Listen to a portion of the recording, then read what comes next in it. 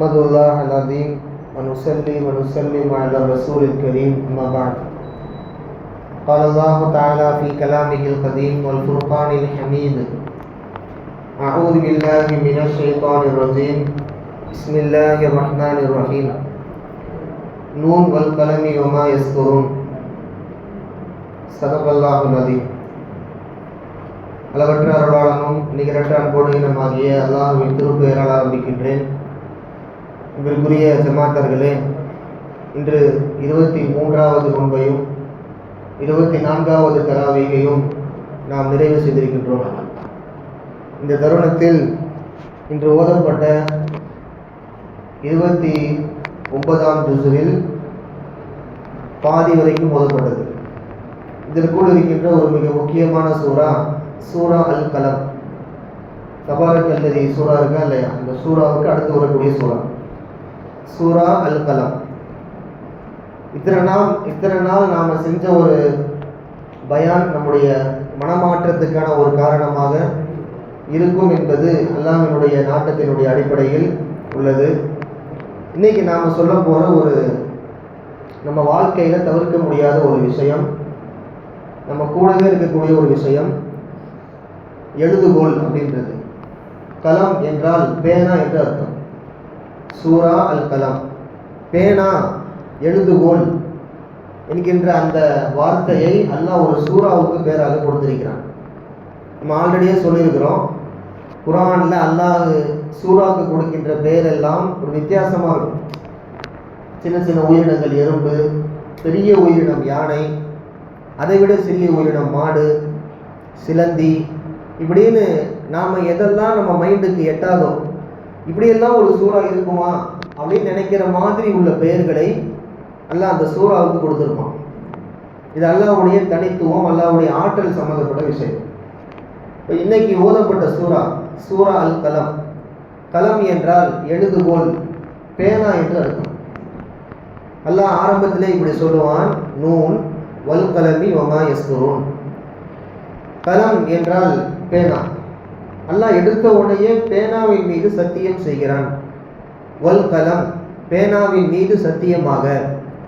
வமா யஸ்துரூன், அந்த பேனா எழுதக்கூடிய விஷயங்கள் மீது சத்தியமாக. ஏன் சத்தியம் செய்ய வேண்டும்? நாம் எழுதக்கூடிய பேனா, நம்ம தினமும் எழுதுகிறோம், பிள்ளைகள் எழுதுறாங்க. ஏன் ஒரு பேனா மேலே அல்லாஹ் சத்தியம் பண்ணி சொல்கிறோம்? சத்தியம் பண்ணி சொல்கிற அளவுக்கு பேனா அப்படி என்ன செய்யுது? குர்ஆனுடைய அமைப்பை நீங்கள் பார்த்தீங்கன்னா, உலகத்தில் எதுவெல்லாம் பிரம்மாண்டமான வஸ்துக்களோ அந்த வஸ்துக்கள் மீது தான் அல்லாஹ் சத்தியம் செய்து சொல்லுவான். வஷ்ஷம்ஸி வதுஹாஹா வல் கமரி இதா தலாஹா வன் நஹாரி இதா ஜல்லாஹா. வரிசையாக அல்லாஹ் சொல்கிறான், சூரியன் மீது சத்தியம், பகலின் மீது சத்தியம், சந்திரன் மீது சத்தியம், இரவின் மீது சத்தியம். இப்படி உலகத்தில் எதுவெல்லாம் பிரம்மாண்டம் என்று இருக்கின்றதோ, எதுவெல்லாம் நாம் விழிப்பிதுங்கி பார்க்கின்றோமோ அப்படிப்பட்ட வஸ்துக்கள் மீது சத்தியம் செய்து கூறுவது அல்லாஹ்வினுடைய ஆற்றலை பொறுத்தது. அப்போ அல்லாஹ் எல்லாவற்றின் மீதும் அவ்வளவு சீக்கிரம் சத்தியம் செய்ய மாட்டான். அவன் சத்தியம் செய்து சொல்லுகிறான் என்றால் அந்த விஷயம் ரொம்ப இம்பார்ட்டண்டா, ஒரு முக்கியத்துவம் வாய்ந்த விஷயமா இருக்கும்.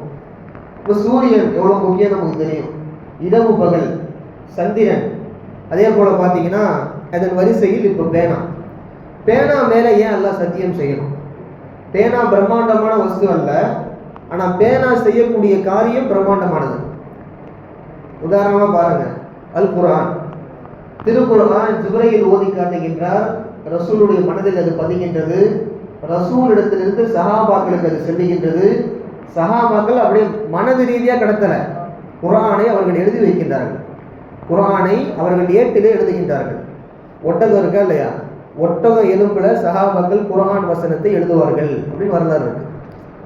ஒட்டகம் எலும்புல, ஏன்னா மாட்டு எலும்புன்றது ரொம்ப சின்னது, ஆட்டு எலும்பு சொல்லவே தேவையில்லை. அரபுகளுக்கு ஒட்டகம் ரொம்ப கனெக்ட். இன்னைக்கும் போனாலும் ஒட்டகம் அப்படின்னா அவங்களுக்கு ரொம்ப பிரியம். அப்போ ஒட்டகத்தின் எலும்பில் என்ன பண்ணுவாங்க, சூறாக்களை எழுதி வைக்கக்கூடியது அவங்க பழக்கம், வசனங்களை எழுதி வைப்பாங்க. அப்போ எழுதி வைக்கக்கூடிய அந்த விஷயம் அன்னைக்கு இருந்ததுனால தான் திருக்குர்ஆன் இன்னைக்கு நம்ம கையில் இருக்குது.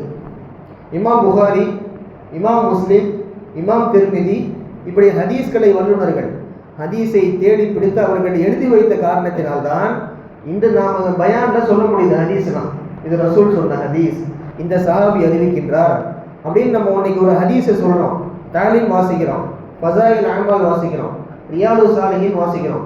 அப்போ ஹதீஸாக இருக்கட்டும், ஆயத்தாக இருக்கட்டும், எதுவாக வேண்டுமானாலும் இருக்கட்டும், ஒரு எழுத்து அப்படின்ற ஒரு கான்செப்ட் உலகத்தில் ஆரம்பத்தில் இருந்ததுனால தான் இன்னைக்கு குர்ஆனை நாம் ஓத முடிகிறது, ஹதீஸை வாசிக்க முடிகிறது. அப்போ அன்னைக்கு எழுத்து பயிற்சி, எழுத்து திறன் அப்படின்ற ஒன்று இல்லை, பேனான்ற ஒரு கான்செப்ட் இல்லை அப்படின்னா இன்னைக்கு நாம் குர்ஆன் அதே போல் மார்க்க விஷயங்கள் எதையுமே தெரிஞ்சிருக்க முடியாது. அப்போ அதனால தான் அல்லாஹ் சொல்லுகிறான் பேனாவின் மீது சத்தியமாக.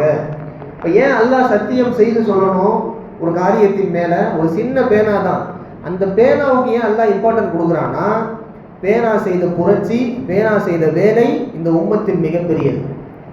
அபூ ஹுரைரா ரலியல்லாஹு அன்ஹு அவங்க சொல்கிறாங்க, நான் ஹதீஸை ரசூல்கிட்ட இருந்து கேட்டு அப்படியே மனப்பாடமாக என்ன பண்ணுவேன், அறிவிச்சிருவேன். இந்த உம்மத்துக்கு அதிகமாக ஹதீஸை அறிவித்தது அல்லாஹ்வின் கிருபையால் நான் அப்படின்னு சொல்கிறாங்க. அவங்க அதிகமான ஹதீஸ் அறிவிச்சிருக்காங்க, 1 2 அல்ல, பல பல ஆயிரங்கள் ஹதீஸை இந்த உம்மத்துக்கு கொடுத்த பெருமை அபூ ஹுரைரா அவர்களை சாரும். ஏன்னா நம்ம என்ன ஹதீஸை வாசித்தாலும் அந்நபி ஹுரைரத அப்படின்னு வரும், அபூ ஹுரைரா அறிவிச்சாங்க அப்படின்னு வரும், பார்த்துருக்கீங்களா? அப்போ அபூ ஹுரைரா இருக்காங்க பார்த்தீங்களா, அவங்க ஹதீஸை ரசூல்கிட்ட கேட்டு அறிவித்தது அப்படின்றது ரொம்ப அதிகம். அந்த அபூ ஹுரைரா சொல்கிறாங்க, நான் ஹதீஸை மனப்பாடம் செய்து ரசூல்கிட்ட கேட்டு நான் சொல்லுவேன். நான் ஒரு பக்கம், ஆனால் இப்னு மஸ்ஊத் இருக்காரே, அவர் இன்னொரு சஹாபி, அவர் ரசூல்கிட்ட இருந்து எல்லா ஹதீஸையும் கேட்டு அவர் எழுதி வைப்பார். நான் மனப்பாடம் செய்து சொல்லுவதை காட்டிலும் அந்த எழுதி வைப்பதை நான் சிறந்ததாக பார்க்கிறேன் அப்படின்னு சொன்னார். ஏன்னா இவர் மனப்பாடம் பண்ணுறாருன்னா இவர் வஃபாத்தான பின்னாடி அந்த ஹதீஸ் அப்படியே போயிடும், அது எழுதி வைக்கிறது தானே மெயின். அப்போ அதைத்தான் அவர் சொல்கிறாரு, நான் மனப்பாடம் செய்து அறிவித்ததாக இருந்தாலும் இப்னு மஸ்ஊத் போன்ற சஹாபிகள் அதை எழுதி வைத்தது தான் அடுத்தடுத்த தலைமுறைக்கு அது தேவைப்பட்டது அப்படின்னு சொல்கிறாங்க. அப்போ பேனா குறித்த அந்த விஷயங்கள், ஏன் அல்லாஹ் ஒரு சூறாவுக்கு பேனா என்று பெயர் வைக்க வேண்டும், அந்த பேனா குறித்த விஷயங்களை, அது சார்ந்த சிறப்புகளை நான் சொல்லி வருகிறேன். இப்போ பாருங்க, பேனா உலகத்தில் மறுமை எல்லாம் சேர்த்து 3 வகையான பேனாக்கள் இருக்கிறது. ஒன்று அல்லாஹ் வச்சிருக்கக்கூடிய பேனா, அல்லாஹ் கிட்டே பேனா இருக்கு. என்ன பேனா? நம் விதிகளை, நம் டெஸ்டினி இருக்கா இல்லையா, விதியை எழுதக்கூடிய பேனா. இந்த அடியான் இப்போது இறப்பான், இப்போது பிறப்பான், அவனுக்கு இன்ன ஆபத்து வரும், அவன் இங்கே தப்பிப்பான், அவன் இன்ன உணவு சாப்பிடுவான், இதுவெல்லாம் எழுதக்கூடிய விதியை தீர்மானிக்கக்கூடிய பேனா அல்லாஹ்ட்ட இருக்கு. அதைத்தான் அல்லாஹ் லவ்ஹுல் மஹ்ஃபூல் எழுதி வச்சிருப்பான். குர்ஆன்ல அந்த வார்த்தை வருது, லவ்ஹுல் மஹ்ஃபூல் அப்படின்னா விதியை எழுதி வைக்கக்கூடிய அந்த பலகை. அப்போ அல்லாஹ்ட்ட இருக்கக்கூடிய பேனா அது ஒரு ரகம். ரெண்டாவது, அல்லாஹ்வினுடைய பிரதிநிதிகள், அல்லாஹ்வினுடைய பூமியில் வேலை பார்க்கக்கூடிய மலக்குகள், இவங்க இருக்காங்களா இல்லையா, இவங்க யூஸ் பண்ணக்கூடிய பேனா, இது ஒரு 2வது கேட்டகரி. யார்? உங்களுக்கு தெரியும், நம்முடைய வலப்புறத்தில் இடதுபுறத்தில் இருக்கக்கூடிய சங்கைக்குரிய 2 மலக்குகள், கிராமன் காத்திபீன். இதஸ் சமாஉல் ஃபதரத் சூராவில் அல்லாஹ் சொல்லக்கூடிய வசனத்தில் இந்த வார்த்தை வருது, கிராமன் காத்திபீன், சங்கைக்குரிய 2 எழுத்தாளர்கள். அப்போ நல்லது கெட்டது எழுதக்கூடிய மலக்குகள். இந்த நல்லது கெட்டது எழுதக்கூடிய மலக்குகள் இருக்காங்க பார்த்தீங்களா, இவங்க பேர் என்னன்னு கேட்டால் கிராமன் காத்திபீன் சொல்லக்கூடாது, அது அவங்களுக்கு கொடுத்த பட்டப்பெயர், சங்கைக்குரிய எழுத்தாளர்கள் அப்படின்னு. அப்போ அவங்களுக்கு பேர் ஒன்று இருக்குது, அது என்ன பேர்? அது சூரத்துல் காஃப்னு ஒரு சூறா இருக்கு, கொஞ்ச நாளைக்கு முன்னாடி ஓதப்பட்ட சூறா. அந்த காஃப் சூறால அல்லாஹ் அவங்க பேரையே சொல்றான், ரகீபுன் அதீத் அப்படின்னு சொல்றான். ரகீப் அப்படின்னா வலது புறத்தில் ஒரு அடியானின் அசைவு முதற்கொண்டு அவன் கண் அசைவு, கால் எங்கே செல்லுகிறது, கை எப்படி அசைகிறது, ஒரு பர்த் டு டெத்து, இவன் செய்யக்கூடிய எல்லா செயல்களையும் பதிவு செய்யக்கூடிய வேலை தான், நல்ல விஷயங்களை பதிவு செய்யக்கூடியது இந்த ரகீபுடைய வேலை. அதீத் இருக்காரு இல்லையா, இவர் இடது புறத்தில் உட்கார்ந்துருப்பாரு. இவர் என்ன செய்யறாரு, ஒரு அடியான் செய்யக்கூடிய கெட்ட காரியங்கள் முதற்கொண்டு, கெட்ட பேச்சு முதற்கொண்டு, இது எல்லாவற்றையும் சேவ் செய்து வைக்கிறது, இது அவருடைய வேலை. ஒன்று விடாம செய்வாங்க. இது நம்ம அறிவுக்கு கொஞ்சம் எட்டாத மாதிரி தெரியலாம். மனுஷன் கண்டுபிடிச்ச கம்ப்யூட்டர், ஒரு சின்ன டாக்குமெண்ட், பல பல வருஷங்களுக்கு முன்னாடி அவன் என்ன செஞ்சான், ஏது செஞ்சோம், என்ன டாக்குமெண்ட், என்ன டேட்டா இருக்குது அப்படின்றத நம்ம கொஞ்சம் சர்ச் பண்ணி எடுத்தால் மொத்தமாக வருது கம்ப்யூட்டரில். அப்போ ஒரு மனுஷன் கண்டுபிடிச்ச கம்ப்யூட்டருக்கே இவ்வளோ பவர் இருக்குது அப்படின்னா அல்லாஹ் உருவாக்கிய மலக்குமார்களுக்கு எவ்வளோ பவர் இருக்கும். அப்போ அவங்களால அது சாத்தியம். இந்த பக்கம் ரகீப் இருப்பார், இந்த பக்கம் அதீத் இருப்பார். இந்த 2 பேருக்கும் சேர்த்து அல்லாஹ் சொன்ன பெயர் கிராமன் காத்திபின், சங்கைக்குரிய 2 எழுத்தாளர்கள். இதற்குரிய மக்களே, 3வது வகையான பேனா நாம யூஸ் பண்ணக்கூடிய பேனா. இந்த பேனா அப்போ அல்லாஹ் வைத்திருக்கக்கூடிய பேனா, மலக்குமார்கள் பயன்படுத்தக்கூடிய பேனா, நாம் பயன்படுத்தக்கூடிய பேனா. இந்த 3 வகையான பேனாக்கள் இந்த உலகத்திலேயும் மறுமையில் சேர்ந்திருக்கிறது. உலகத்துல அல்லாஹ் அழிக்க முடியாத ஒரு 4 வஸ்துக்கள் இருக்கிறது. உலகம் அழிஞ்சிடும், மனிதர்கள் அழிவார்கள், ஜீவராசிகள் அழிந்து போயிடும், மண்ணு மட்டை எல்லாமே அழிஞ்சிடும், உலகத்தில் எதுவுமே இருக்காது. ஆனா எல்லாமே அழிஞ்சாலும் அழியாத ஒரு 4 விஷயம் இருக்கு. அது என்ன அப்படின்னா, ஃபர்ஸ்ட் அரிசு. அரிசு அழியவே அழியாது. அல்லாஹ் உட்கார்ந்து இருக்கக்கூடிய சிம்மாசனம், சேர், அதுக்கு அழிவே கிடையாது. அல்லாஹ் அதை அழிக்க மாட்டான். அந்த அரிசி இருக்க ஸ்பாட் இருக்கா இல்லையா, அதுக்கு பேர் குருசுன்னு சொல்லுவாங்க. குருசு, அந்த குருசுக்கும் அழிவு கிடையாது. அரிசு, குருசு. 3வது லவ்ஹுல் மஹ்ஃபூல். ஒவ்வொரு அடியானுடைய அவன் இறப்பு முதல் பிறப்பு வரை, பிறப்பு முதல் இறப்பு வரை இருக்கக்கூடிய எல்லா விஷயங்களையும் பதிவேட்டில் இருக்கக்கூடிய அந்த லவ்ஹுல் மஹ்ஃபூல், விதிப்பலகை, அதற்கும் அழிவு கிடையாது. 4வது பேனா. அல்லாஹ் படைத்து வந்திருக்க பேனான்னு சொல்லணும்னா இல்லையா, அந்த பேனாவுக்கும் அழிவு கிடையாது. 5வது ஒன்று இருக்குது, அதை சொல்ல மறந்துட்டேன். இது ஒரு சயின்ஸ் ரீதியாக நிரூபணமான ஒரு உண்மை. என்ன தெரியுமா, ஒரு மனிதனை நம் கபூரில் அடக்கம் செய்கிறோம் அப்படின்னா மனிதனுடைய எல்லா பார்ட்ஸுமே அழிஞ்சிடும். அவன் கண்ணிலிருந்து கால் முதற்கொண்டு எல்லாம் அழிந்துவிடும். ஒன்று மட்டும் அழியவே அழியாது. குரான்ல இருக்கு, அஜுபு தனம் அப்படின்னு ஒரு உறுப்பு, ஸ்பைனல் கார்டு இருக்கா இல்லையா, மனுஷனுடைய முதுகெலும்பு பின்னாடி, அது முடிகிற இடத்துல பார்த்தீங்கன்னா ஒரு சின்ன நொடி மாதிரி ஒரு எலும்பு இருக்கும். ஸ்பைனல் கார்டுக்கு பின்னாடி அஜுபு தனம் என்று அதற்கு பெயர். அந்த குருத்தெலும்பு, இதை வச்சு தான் அல்லாஹ் வந்து மறுமையில் ஒவ்வொரு அடியார்களை எழுப்புவான் அப்படின்றது குர்ஆன் சொல்லக்கூடிய வசனம். இன்னைக்கு சயின்டிஸ்ட்லாம் இதை ஆராய்ச்சி பண்ணுறாங்க. 1400 வருஷத்துக்கு முன்னாடி இந்த விஷயத்தை எப்படி முகமது சொன்னார், அவருக்கு யார் சொல்லி கொடுத்தா இதை அப்படின்னு இன்னைக்கு இருக்க சயின்டிஸ்ட் ஆச்சரியப்பட்டு போகிறாங்க. அப்போ இது போன்ற விஷயங்கள் எல்லாம் அழிவுக்கு உட்படாத விஷயம். கடைசியாக ஒரு விஷயத்தை சொல்லி முடிக்கிறேன். நாம் எழுதக்கூடிய பேனா, கையெழுத்துக்கும் நமக்கும் சம்மந்தம் இருக்கு. கையெழுத்து இருக்கு இல்லையா, நீங்கள் எழுதுகிற கையெழுத்து உங்கள் கேரக்டருக்கு சம்மந்தம் இருக்குது. இது மனோ தத்துவ நிபுணர்கள் சொல்லக்கூடிய விஷயம்.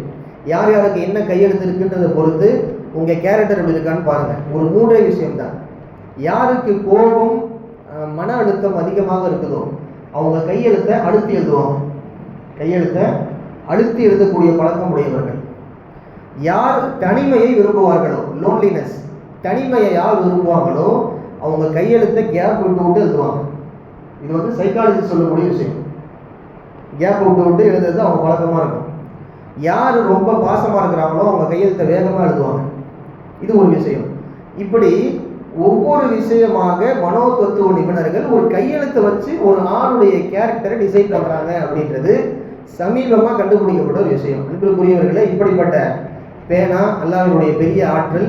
அந்த பேனாவின் மூலமாக இந்த உம்மத்திற்கு பயனிடக்கூடிய எழுத்து பயிற்சி, இதையெல்லாம் நாம் உணர்ந்து நம் கையெழுத்தை அழகாக்கக்கூடிய ஒரு பாக்கியத்தையும், பிள்ளைகளுக்கு கையெழுத்தை சொல்லக்கூடிய அதனுடைய மறைந்து போன விஷயத்தை ஒரு கலையை எடுத்து சொல்லக்கூடிய ஆற்றலை வல்ல இறைவன் உங்களுக்கும் எனக்கும் நசீபாகுவானாக.